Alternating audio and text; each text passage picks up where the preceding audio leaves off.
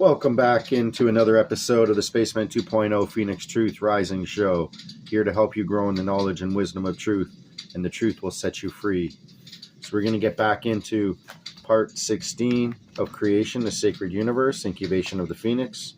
We got cut off in the last part, so we're going to start from an understanding in the spiritual story about life and how it unfolds. They would understand and embody the balance. They would comprehend nuclear energy of stars as well as the geological formation of crystals in the heart of the mountains. They would understand organic chemistry, nuclear biology, astronomy, and all the sciences. They would be incarnate in bodies, physical forms that were beautiful to behold, graceful to see, living works of art in themselves, designed as biological control rooms, mind, brain, planning centers for exploring and developing ways and means that the potential of this universe could continue to unfold. They would become the instruments through which all future biological creation would occur. On the level of the Earth, in this late 20th century of what you call your present age, there are biological creatures of female and male human form at either side of this profound interface between the masculine and feminine aspects of God. The same division between eternal unity that has the power to bring stars into existence 10,000 times the size of your sun. That same creative charge exists between the human female and the human male.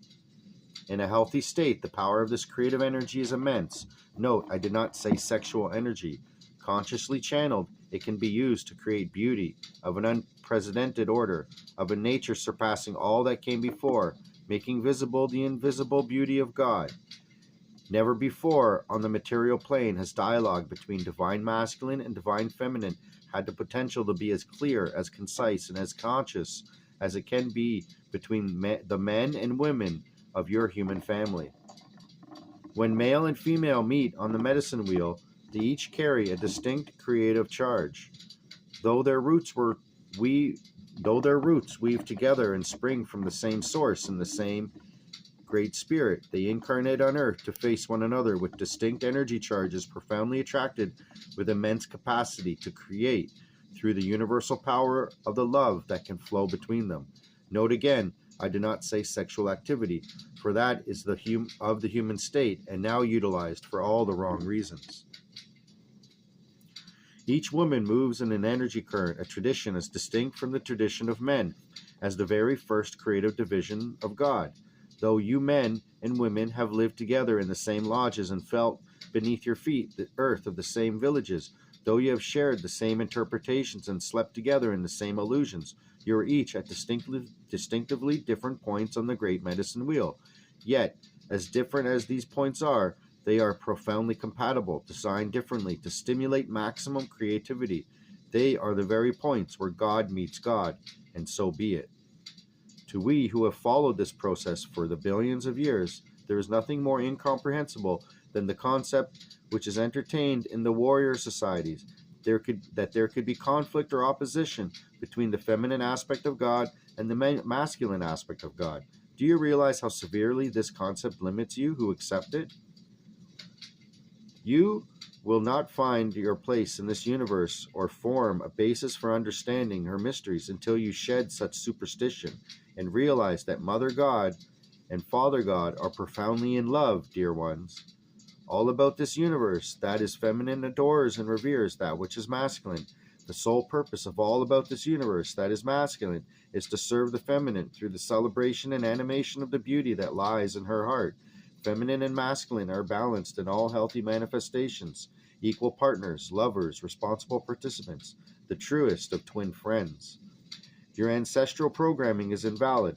Primitive notions of conflict between male and female lead to not so primitive weapons.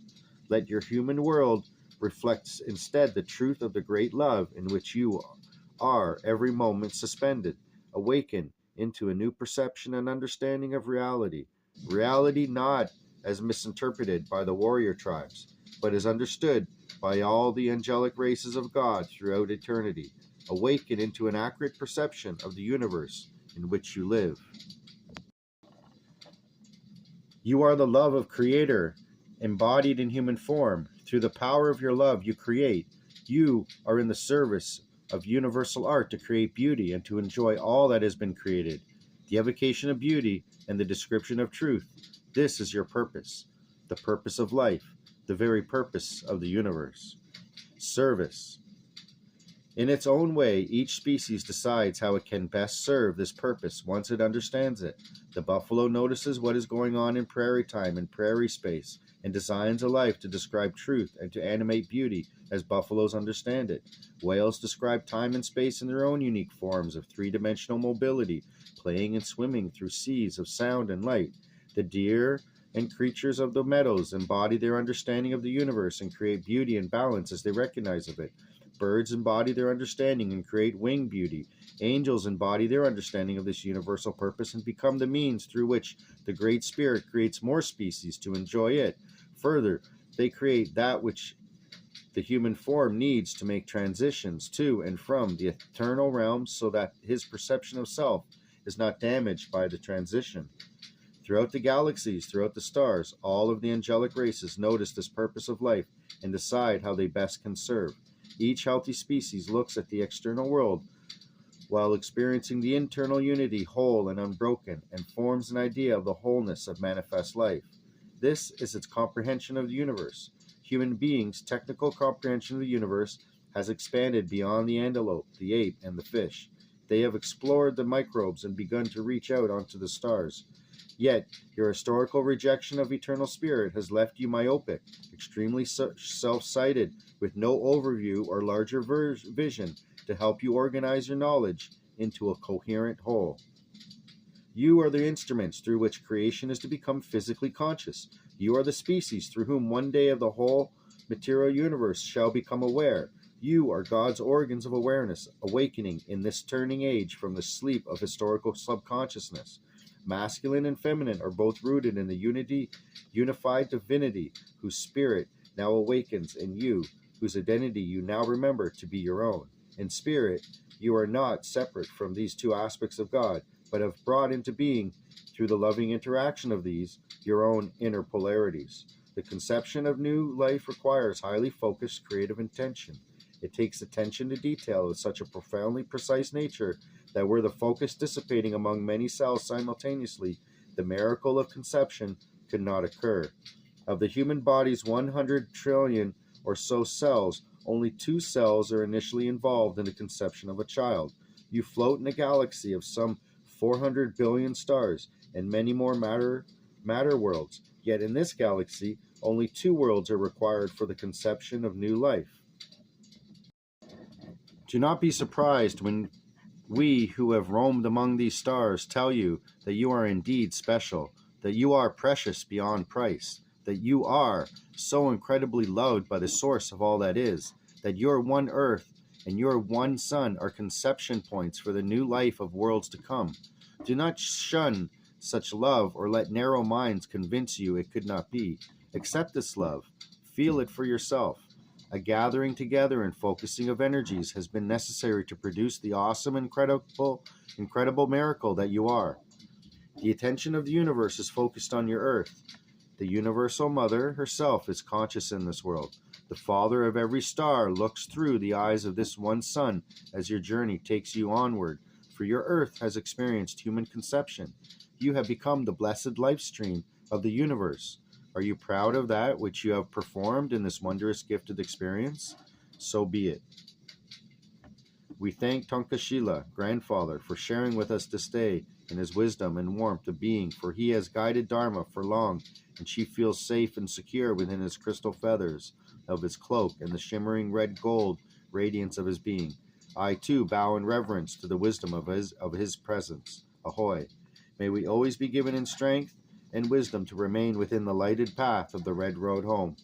Your race is about to awaken the circuitry of consciousness, the global intelligence system of a planetary newborn that will be half star and half material world. She shall become one with a new dimension and fly as on wings of eagles to regain your place among the tribes called bird. You shall soon come home as the ending migration is completed. The first migrations from your place are already underway. Ahoy! This journal shall be labeled Creation, the Sacred Universe, within the incubation of the Phoenix. For you ones must come into knowledge of that which you are. Salut. I am hATONnn, sent forth by God unto his fledglings. Salom. So let that conclude part 16 today for Creation, the Sacred Universe, Incubation of the Phoenix. Thank you for tuning in, and I'll be back with another episode. This is the Spaceman 2.0, and